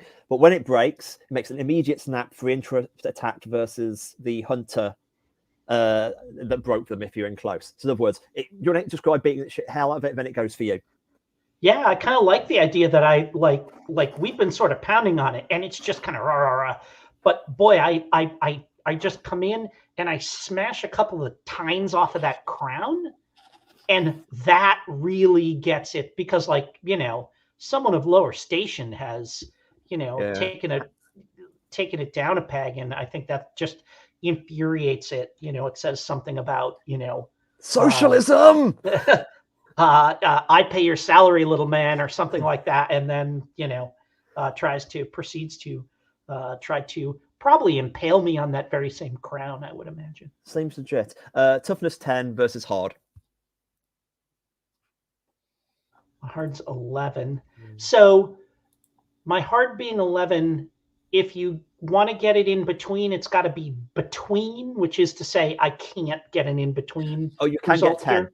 10 counts as a 10 counts because it's on the so it's bound on either side, but you don't have to get in the middle. It's that or got it. Okay, cool. Yeah. Well, let's see what we got in here. Combat. Okay, yeah. Yep. Mm-hmm. Yeah, I completely agree with you on that one. That's gonna twist a lot of people in knots. So here we go. Get hit. There's 1. So that's gonna be partial success. Partial success. It does. It's so 2 resolve damage on you. Well, I'm out of resolve, so that's gonna be wounds. You actually out resolve, so that's straight to 2 wounds then. Or not, Mm-hmm. not like it would be whatever its wound damage is, and its wound damage is 2. So in this case, yeah, it galls at you. There's a whole thing. People are now bleeding. It's getting messy. Over to Sergeant. Yeah, so I think Health 6. You can take this out, I reckon. Yeah, so I think Loxley's going to shout out, "Keep it up! We got this bastard on the ropes," and is going to duck behind some of the fallen masonry here to steady his aim. So I'm going to again attempt to take cover. This time I'm going to try and get shielded, which uses my sharp, which I'm considerably better at than my strong. Yeah, I managed to duck behind cover, so I'm now shielded, and then I'm going to line up another rifle shot, crank back the bolt, and then try and put a bullet into him. Yeah, definitely 12 against range. 12, sure thing. That's a 19, though, unfortunately. Curse it. Threat 3 all the way back here. Right, goes wild. Fantastic. End of the round, and we're going to the next round. Caliban or Dr. Rhyme? Who wants to go first?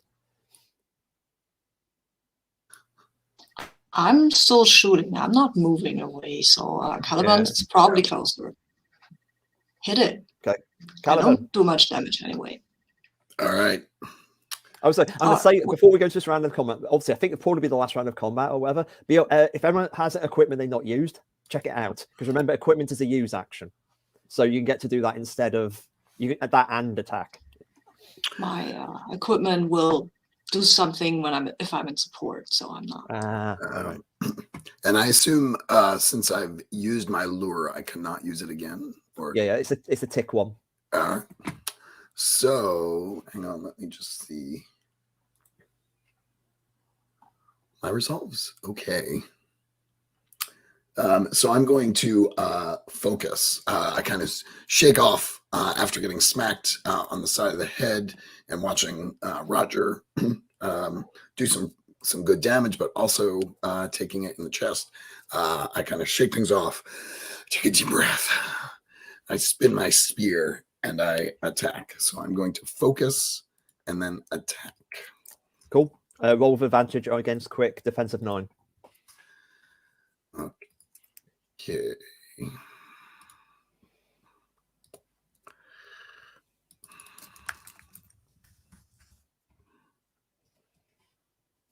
I rolled a 4. That's that would be normally resolve damage, but it's broken, so it's straight to actual wound damage. What's your wound damage? 3. Sweet. Describe you stab it. You want to describe the brutalized stabbing of it again? This spear, it's a very classical illusion we've got this battle. The spear is a natural boar hunting weapon. Yeah, it's so good. It's so good. It's just, I think in this case, Caliban does something maybe a little unusual, maybe emboldened by the recent victories. And as the boars kind of swung around to go after Roger, Caliban sort of uses his focus, to kind of leap off and try and stab the spear down into the crown area, noticing Roger's success with snapping some of the tines off. Cool. Great. In which case, he gets immediate snap attack. I'll spend the point of threat. So hard, difficulty 10 against Roger. Against Roger? Yeah, Roger's broken. So he's let Roger's more vulnerable. Also, Roger hasn't attacked yet. So the boar is kind of. Look at you playing a win. I know. This is. I've realised that's the rules, quote unquote. It just feels weird. That's great. I've got this is against which against hard. Yep. So I've got an 11 for hard. Cool. I brace up. Let's see what happens here. That's 17. I'm gonna get creamed. Yeah. Yeah. 2 wounds. Okay. All right. Yep. I thought that's I think it just rams a hoof just down into my chest. We hear some ribs crack. Maybe the doctor is mumbling to themselves exactly what's going to need to get repaired when this is all over. Dr. Ryan, what do you reckon? What does that sound like to you? the cracking of Roger's ribs. It sounds like, well, somebody who has his ribs cracked and who needs medicine, but I can't be everywhere at once. So, and also, it's Roger, for crying out loud. I mean, this man has had all of his ribs cracked at one point. He's kind of used to it. I imagine he sort of, in some way, he will probably enjoy this. Yeah. He would probably feel cheated if he didn't walk off a battlefield unbloodied and unbroken. So he'll be fine. In which case, it's Dr. Rhyme's turn. Yeah, but this gives me an idea. I mean, I will do the same thing I've done before. I will focus and then shoot, but at this time I will focus on these bone shards from the crown, because that seems like a good idea. Maybe I can shoot some of them off, just so either to enrage this thing or to hurt it or both, and maybe get that off Roger, because I mean, I don't think there is a maneuver where I can say, where I can make it attack me or anything, but I mean, there aren't any on this thing, so I will just attack it and see how that goes. Again, focus. I will try these bones that jut out there. I will try to focus on what they are actually. Right? Are they bones from his skull, or are these shards that have been put in there, or are these bones of his enemies? I will just focus on that. That's good. I think this is your third shot, so you're down to 0 shots. Oh, now. okay. Yep. Yeah. That's okay. It's fine. I mean, who needs more than 3 shots? Let's see how this plays out. There's an 8, so that works. They're both partial. I only do 1 damage though. Yeah. So it takes a point of damage on it, which takes it down to. Do you want to describe this one hitting, Sabine? The bone shards, actually, the one that bloodied Roger right now, it kind of sails off with well, snaps off, and I think the boar squeals a little, and I think I will stand up and look at it and say to it, technically you are already dead. Why don't you lie down and just take your medicine? And I look at Roger. It's howling, rolling around, this awful creature. Whatever led this creature existing. It is his turn though.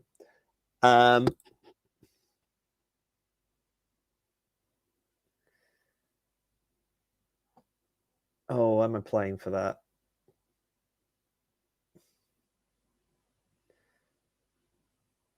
Okay, I'm going to do that.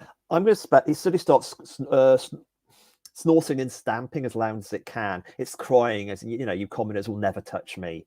I don't understand. The boar is a royal beast, and it's basically removes threat tokens from one area.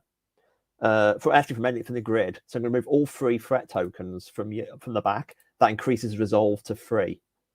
So he's got his resolve back. Actually,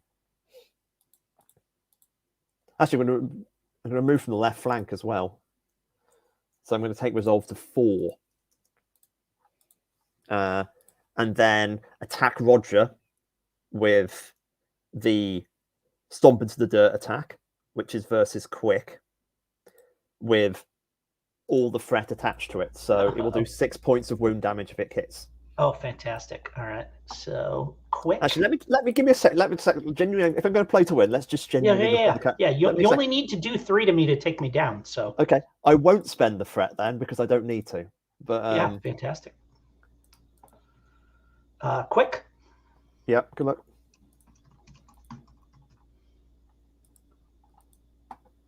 Nope. 13. No, I'm not quick. Yeah, actually, it's worth noting this situation that even if you rolled a partial success, that would have counted as a wound anyway. Because and this is why keeping the shield is a better idea for later. I've just realised how the rules work, and that if the shield then would have been more useful than earlier because resolve is harder, I guess. No, I know this is me talking through the rules. I don't know. Bloody games. Okay, in which case you're taken down. Like Roger's dead. Roger, would you describe how the boar kills you? Yeah, like I said, there's kind of that one stomp, and like it kind of stomps down onto my arm, and I'm wriggling, trying to get out from under it. And in an echo of the way that I beat the crap out of people, it comes down with the other front hoof and just kind of pounds it, into my face 4 or 5 times. It just stomps me to death. Like I'm not. It doesn't mess around with tusks or anything like that. Just pulps me. That's awful. At least it's staying still mostly for a while, which gives Sergeant Loxley a good chance to work out what they're going to do. Sergeant. Yeah, so I think hunkered down behind this wall, Loxley's going to chamber the last round. He currently has loaded in his rifle, takes a deep breath, brings the rifle up. I'm going to focus, and then I'm going to try and shoot this boar. Can I give you a hint? This is a tutorial. If you threw your grenade and then shot, you could kill him in a round. Because the grenade that's for. Oh, true. Yes, I'd forgotten that was a something I could do as a maneuver. Yeah. I'm just that probably makes sense. Yeah, go on then. We'll give that a go. Throwing a grenade at a bear. Who would throw a grenade at a boar anyway? Exactly. Yeah. Exactly. You don't have to worry about catching Roger in the blast. So exactly. It's made it a more efficient attack. So yes, I will. Ducking behind the wall, I will. Pull the pin on the grenade and throw it towards the boar, and then probably miss, but we will see. No, that's a hit. Is that it's an 8? Sorry, yeah. It's it's a normal hit, so it doesn't matter. So it goes straight. It's well and truly dazed by the explosion. Do you want to take your shot? Yeah, actually, and then you describe describe your grenade. Feel free, Caliban. You mean caught in the blow? You get 2 resolve damage as well. So I think the sort of grenade arcs up and over. It's like a classic sort of pineapple grenade. I think. Actually, no. That actually says we're going more 20s. It's like it's going to be like one of those stick grenades because they always look cool and unwieldy. So it kind of spins around through the air, and it's that. I think there's that sort of thing that just like thunks in front of the boar. There's just that moment where maybe the boar kind of glances down at it and then it explodes outward in a blast.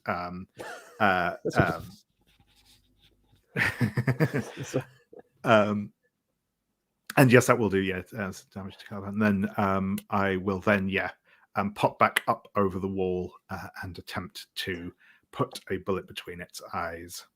Pause for a second, just to notice. Since he was broken again, he would get to do his interrupt attack again. Oh right, yes. But you're not in close. Yeah. I just want to highlight as in the fact he can break multiple times, and every time he breaks. Cool. Awesome. Yeah, that's cool. That's cool. And that is again a 6 to hit. So again under my attack. How many wounds do you? What is your wound damage? It does. My wound damage is currently it's normally 2. It's currently 3 because I have a terrain tag. You believe you can kill this beast? Excellent. So and I think it is quite. There's that as sort of the. There's just that second as the sort of the dust and debris floating in the air just starts to clear from in front of the boar, and the second the boar's head becomes visible again, Loxley pulls the trigger, and we just see the sort of shot hit it between the eyes, and sort of the blood trickle down its snout. Great. This beast slumps. Just suddenly the life goes out. It goes to the floor, and you all know there's only one thing left. You have to perform the baptism and draw its power into yourself. Now we have to work among ourselves what it looks like. So I'm going to ask each of you, like, what's the part of the ritual of the baptism you do? I'll start with Caliban, then Doctor, and finishing off with the killer Loxley. And also, Roger, say what they have to do in your absence as well, so we could get one from everything. So, Dan. Yeah, I dip the tip of the spear in the monster's blood, and then I kind of spin around and draw a circle on the ground with the monster's blood with the tip of the spear. Cool. And before we move on, how does it feel as the energy enters your body? Or sorry, your body and your weapon. So it's all, the two in one. Yeah, I think the weapon becomes cleans off, right? Because it's sort of become a gory mess. But it starts to it cleans off and it gets shiny again. But in me, I become sort of more hunched and more even a little bit bigger, sort of even less human, if that makes sense. Cool. Sabine, what about the doctor?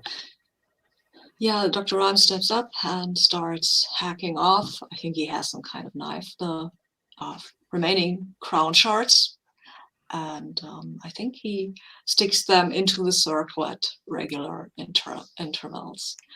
And as the power or whatever of this beast enters him, well, Dr. Rhyme has always thought of himself a better sword, because doctor, right, comes with the territory. And I feel that he feels that is enhanced. He knows that this is not his own thoughts, but in some way he can't help but glance at the other two and Rogers remains and feel himself be a little better than them, right?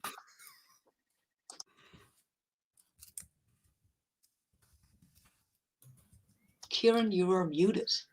So how does that feel as well? It's just, is that how you feel? It's just a feeling of superiority, or is that like a magical sort of vibe as well? I'm sorry, I didn't catch that. So like when you did the ritual, like how did it, as the energy changed you, is that also like, is there like, how does it make you feel magically when you draw the energy into you? Like, yeah, as I said. Oh yeah, so I was making sure, is that magical or, sorry. That is magical. That is an exterior influence. So it just kind of rhymes with Dr. Rhyme's normal outlook on the world. That's great. Which worries him. I mean, a revolver is an officer's weapon. You know, it's deliberately a better class of weaponry. What about the great hunter Loxley? What do you do, and how do you feel about it? Yeah, so I think as Loxley kind of strides over to the fallen beast, he dips his hand into the blood and rubs it into the barrel of the guns, oiling it almost. And I think as well, he will crouch down and almost like polish his boots using the blood. And I think as he does this, he can, even though he's not actually imbibing the blood, he can taste that copper and the taste of smoke and sulfur on his tongue. I think for a moment he hears shouting voices and chaos all around him, and then it dies down again as he kind of straightens up and just carves a tally into the stock of his rifle. That's great. And finally, finishing off the butchery, Roger, what is done in your absence? I think that they because it requires all four of us to do this, that like a couple of them have to just kind of, grab Roger by the collar of his coat and just sort of haul him over to the edge of the circle and, kind of make sure the truncheon is in his hand, and they just sort of extend his dead, lifeless arm over the edge of the circle so that the truncheon is, kind of laying on the ground there, so that I am participating, in body, but not in spirit. But that's good enough. That's all they need. That's great. Okay. It's like, but the butchery takes some time, and the creature is resolved, and the hollow is collapsing, and it's dying. You've saved the day. You're heroes. At least one of you didn't live to see the day, and you realise it's time to get out of here. What you've done is, Casey, there's a resource called bone. You've got 4 units of bone now. If you want to make a key to get back to your refuge, you can use 1 bone to create a key. It's got a special name, a bone heart key. I suggest you do, because it's the only way back. So it's one of those really weird fate choices. You create the bone heart key, and it opens a door in any surface. I'd say Loxley, since you've got the hill, you get to say which surface are you using to open the door into. I'm going to say that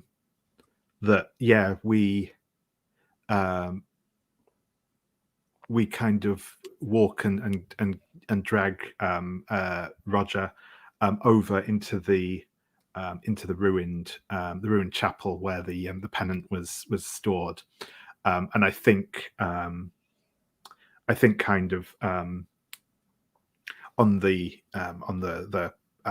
rear wall in there, sort of faded and crumbling, there is a sort of arch-shaped votive painting sort of peeling off the wall, and we kind of the key slides into the wall there, and it sort of opens up with a kind of glowing light spilling out from within. That's great. And you all step through, and then instantly you're back in the refuge, which is like a lower class bar in the edge of like the biggest city in town. Roger, you woke up in your bed the second you were dead. How does it feel like to wake up after dying? I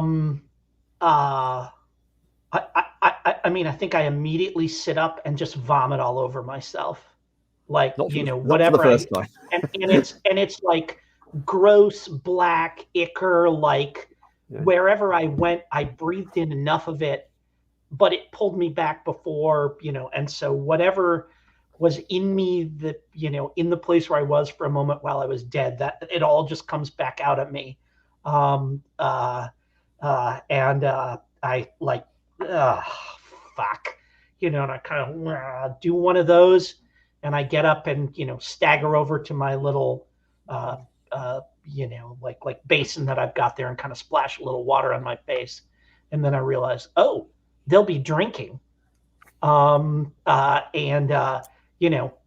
Grab my coat, don't really bother to clean up, same shirt, and stagger down the stairs to go find them at the bar, because I know that's where they'll be. That's great. I might say your bludgeon speaks to you as you're on the way down the stairs, says, Roger, see, you're so hard now, even death can't touch you. And I was thinking, like, you're at the bar before they get there as well, so like you get to get the drinks in. So I want to everyone picture the images. You're coming through a portal in the wall, carrying Roger's corpse, and Roger's at the bar. Yeah, like I meet you with with 2 bottles of gin and 4 glasses. Fantastic. I'm gonna give everyone like just a quick summing up line, as in your character's thoughts at this moment, like starting with Loxley, then Rhyme, then the crab, and if Roger wants to say something at the end, he should feel free. And we sum up this little adventure. Loxley. Yeah, I think as kind of Loxley takes a seat at the bar and knocks back a glass of gin, fills up the second, and then just afterwards. Bloody hell, I thought I was done with all this shit. Great. Rhyme? I think Rhyme will drink with you. They are not a great talker. They will mostly start pulling out some sheaves of paper and start to do a diagram of that pig and the bone thingies, just our little history, and also in front of the pig, there is a little corpse with kind of stuffed in stayed in ribs. That might be Roger, but it's really not very clear. Beautiful. Caliban? This is the first time we've ever seen or heard Caliban speak. Caliban doesn't do any talking really, and I think when they came into the bar, they were approached by whoever runs the place. Grick, by the way. A guy called Grick. Yeah. Grick. In an attempt, Grick does this every time they come in. They're like, you can't carry weapons in here. But Caliban gives a little bit of a growl, and Grick backs off. Caliban takes the glass of gin, sort of toasts everyone at the table, but instead of taking a drink, he just pours it over his spear, and he says, "What's next?" Roger, anything to add, or shall we hard cut to black on that? Oh, I think this would, like, if it were a TV show, this would be a stinger, right? We would hard cut to black, some of the credits would run, and then halfway through, like, before we got to the, like, after we got to the stars, before we got to the production credits, we would, you know, like, the lights would, you know, kind of come up on a vast graveyard, and we can, you know, kind of with, like, the city in the background, right? That this is just a huge cemetery that's kind of on the edge of the city, and like gasping, you know, kind of huffing and puffing, some dirt flies out of a grave. Roger kind of, you know, gracelessly clambers out of it, looks down at the, you know, sackcloth wrapped lump that's down there and says, "Well, you fucker, at least you're not going to be alone for long." And he kicks the body down into the grave and starts covering it up with dirt. And I think that's where we fade out. That's great. I should imagine the graveyard saying Roger bracket S. Yes, multiple points. Love it. Fantastic. Roll credits. Congratulations. That was a lot of fun. What happens then is there's a variety. Basically, you would get, if we carried on playing, there's a few other things that happen. But we don't have to worry about that right now. I'll stop the recording now. This has been a lot of fun. Thank you much for listening or watching.